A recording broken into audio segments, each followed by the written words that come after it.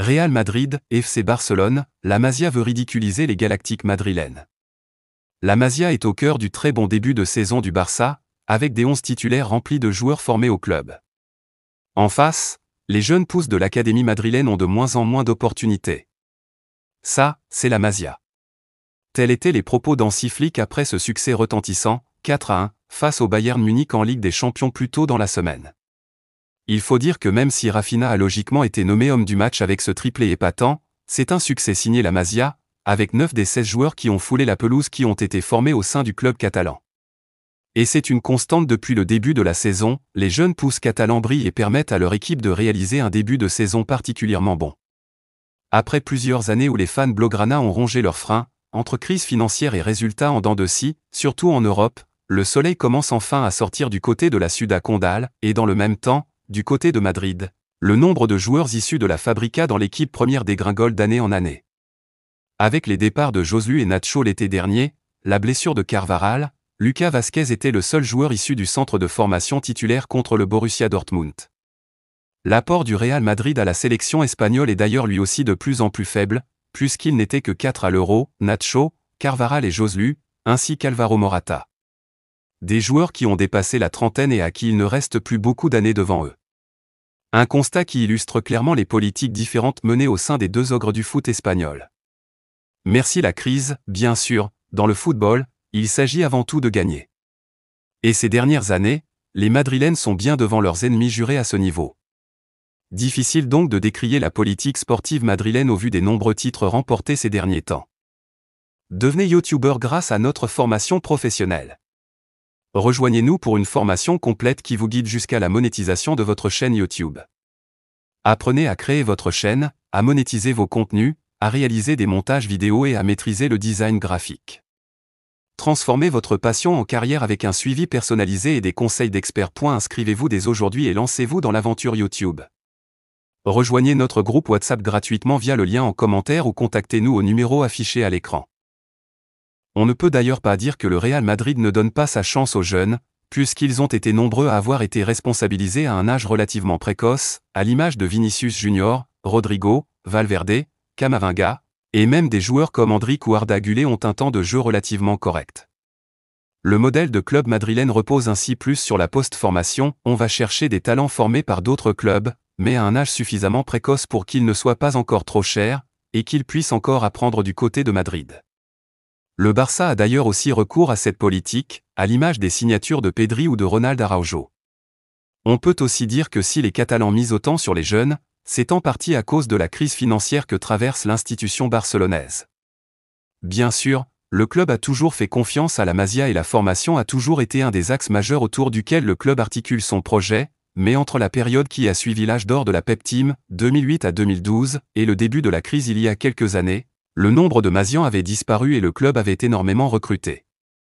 En 2018, lors d'un match face au Celta, Ernesto Valverde avait par exemple aligné un 11 sans aucun joueur formé au club pour la première fois depuis 2002.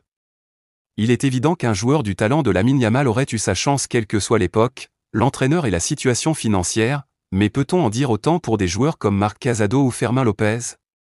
Pas sûr, qu'entra contra cartra, il faut aussi mettre en avant le rôle prépondérant d'Hansi Flick dans ce retour en force de la Masia. Depuis son arrivée, l'Allemand donne sa chance à bien des joueurs formés au club, et au-delà des joueurs qui ont déjà un rôle prépondérant comme Lamine Yamal, Cubarsí ou même Marc Casado, on peut citer des joueurs comme Gérard Martin, Sergi Dominguez ou Hector Ford.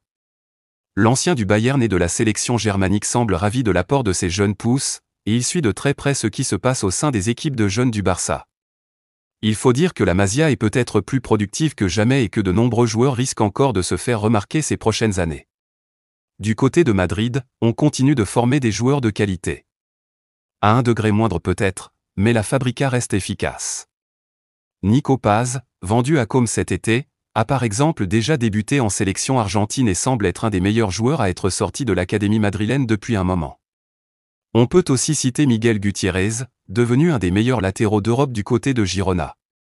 Mais les portes sont de plus en plus fermées pour ces jeunes à Madrid, là où elles s'ouvrent avec un tapis rouge à la clé à Barcelone.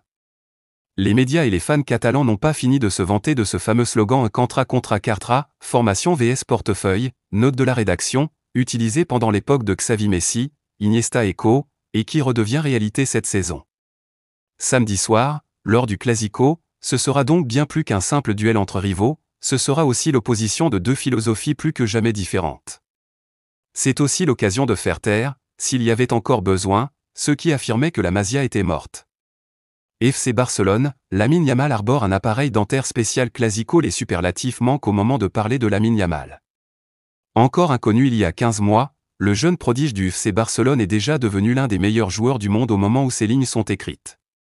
Taulier du club catalan, il a été l'un des grands artisans de la grande victoire de l'Espagne lors du dernier Euro. Et alors que les Blaugrana vont défier le Real Madrid ce samedi lors d'un Classico qui s'annonce brûlant vu la forme des deux équipes, l'attaquant de 17 ans est attendu au tournant. Pour ce grand rendez-vous, le gaucher va arborer d'ailleurs un tout nouvel appareil dentaire. Johan Margari et Bieljuste, une marque de bijoux pour hommes créée en 2019, a confectionné ce nouvel appareil dentaire pour le crack culé. Sergio Agüero préfère Lamine Yamal à Vinicius Junior. Vinicius Junior et Lamine Yamal sont incontestablement deux des meilleurs joueurs au monde à l'heure actuelle. L'international brésilien et le jeune ailier droit espagnol s'affronteront par ailleurs, ce samedi, à l'occasion d'un alléchant Classico entre le Real Madrid et le FC Barcelone. Dans une interview publiée par Mundo Deportivo, à la veille de ce choc entre madrilènes et catalans, Sergio Agüero a livré son impression sur ces deux éléments offensifs. En termes de style de jeu, de talent, Lamine en a beaucoup plus que Vinicius, même si Vinicius a plus d'expérience et est un joueur qui a gagné des titres avec Madrid. Vinicius est l'un des 3 meilleurs joueurs du monde, mais à son âge et vu son talent, je préfère Lamine. Si cela ne tenait qu'à moi, j'en mettrais un de chaque côté de mon équipe et je laisserais l'adversaire prier. C'est comme quand Messi et Neymar étaient ensemble. Vinicius a maintenant Mbappé à Madrid, mais il est plus un 9 minutes et n'a pas le talent de Vinicius, a indiqué l'ancien joueur du Barça.